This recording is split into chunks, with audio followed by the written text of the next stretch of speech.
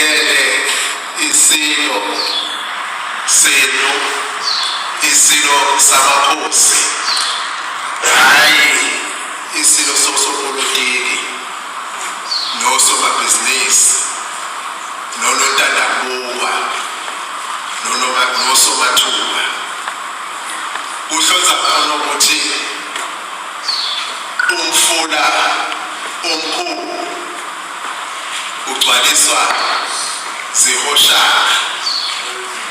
Lokhu-ke okwenzeka namhlanje kakuqali ngani, kakuqali namuhla, ngenxa yokuthi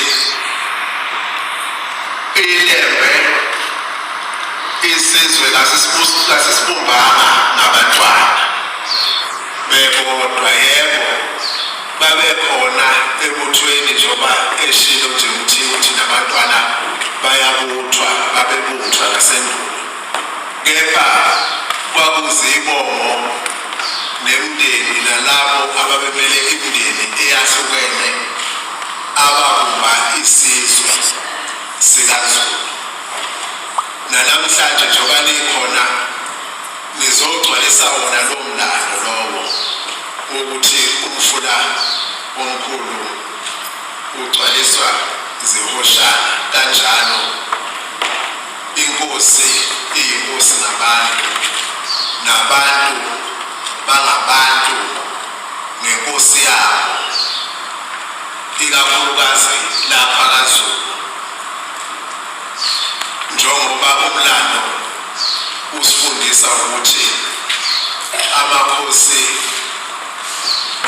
ohlanga yiwo ayeba ngabavikeli abaphambili besizwe, kube yiwo ayefela isizwe, kube yiwo ayehlupheka ehlushwa ngabaqoneli.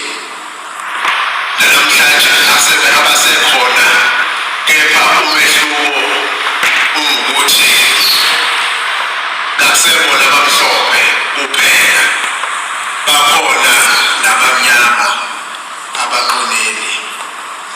Yiwo amakhosi aboshwayo, eboshelwa ukuba namhlanje sibe kanje, sizigqaje ngokuba nguzulu. Yiwo amakhosi aya ekudingisweni, amanye akhothemela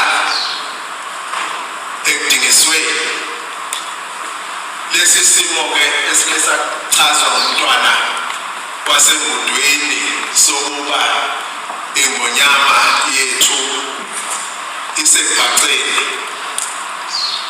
kusaqopha wona lo mlando ukuba nxa uyingonyama engasohlangothini labantu uyohlupheka, njengoba amakhosi ahlupheka aze akhothama. Amanye njengoba siveza ukuthi akhothamela ekudingisweni. Lokho kungenye yezinto ezisinikeza ithemba nesisiqinisa idolo ukuba indlunkulu iqoke kahle, yaqoka ingonyama engathandwa ngosopolitiki, ezingathandwa ngosomabhizinisi, ngonontandabuka, ngosomathuba nabanye ngabanye, ngoba igama labo lithi ngeke kusebenzeke nalona. Umbuzo-ke okudinga ukuba siyibuze wona ngothi imuphi lo msebenzi ozosebenzeke, ngoba ingonyama yiyo engunomthebe wesizwe. Le ndlunkulu iyisiqongo sokugcinwa kwesiko nefagugu likaZulu. Cishe mangizicabangela ngokufishane ngami ngiye nje lokho kungasebenzeki lokho kusho khona ukuthi bayibone ngonyama yethu ukuba angeke ikwazi ukuba isidayise igijimele ubukhazikhazi nezinto eziphathekayo zomhlaba abantu abayofa bezishiye singaze kufike bethi emndenini. Ngiyafisa ukuba phambili ukuba qhubeke ngikhulelele ubumbano kithi, hayi ngoba kuthiwa siliqeqebana, kepha ngoba nxa sibumbene lo msebenzi esingaziqokelanga wona esimnikezwe ngumlando esimnikezwe ngumvelinqangi nenyandezulu zesihlalo siyokwazi ukuba siwusingathe kahle.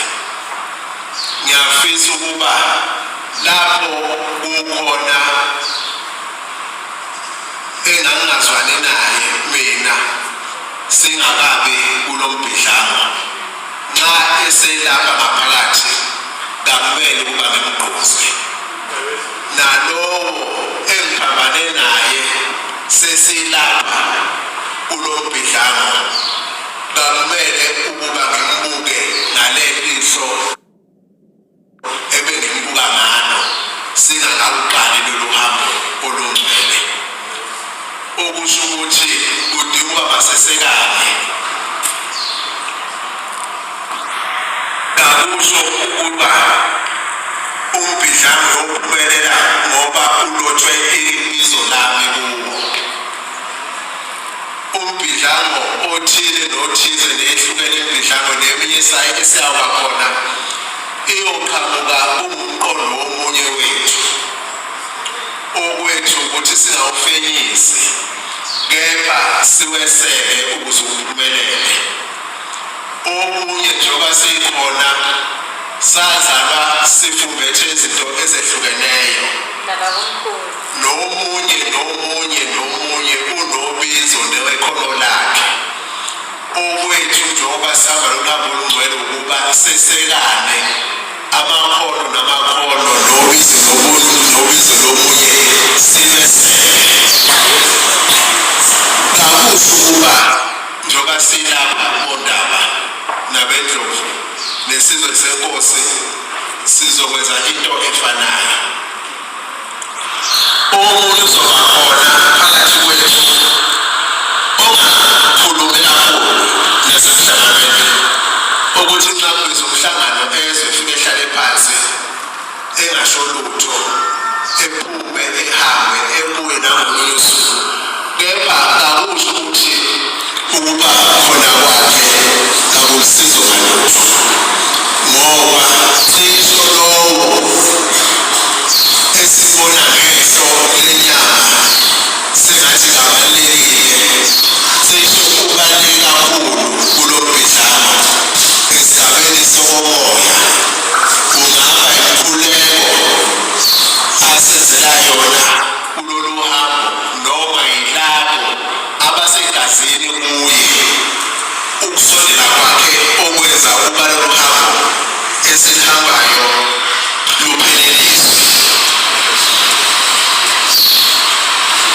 Isikhathi esibuso njengamanje nasesisha emlandweni kaZulu, futhi kakudingi ukuba sizeleze ngokuba yingxenye yalombhidlanga. Abathanda umlando bazokhumbula ukuba kwekwakhulunywa ngokugqakwa kwegoda phakathi kwesilo indundulu yaseMgungundlovu nomsemude sengumntwana ewela uthukela eza esihlungwini